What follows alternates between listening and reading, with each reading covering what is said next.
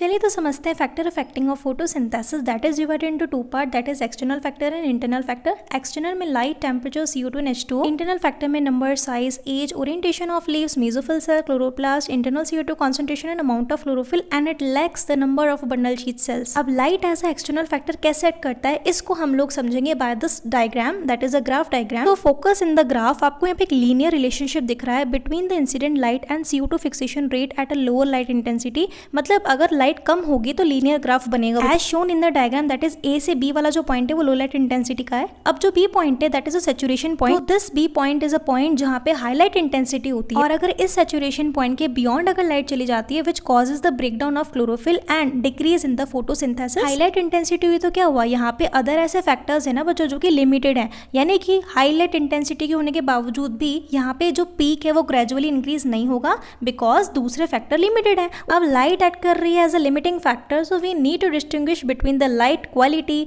Light duration and light intensity, right. Light की quality से हम ये समझते हैं कि कौन से टाइप की लाइट थी, कितने समय तक लाइट थी, और यहाँ पे इंटेंसिटी यानी कितनी वेवलेंथ की लाइट इंसिडेंट हुई थी।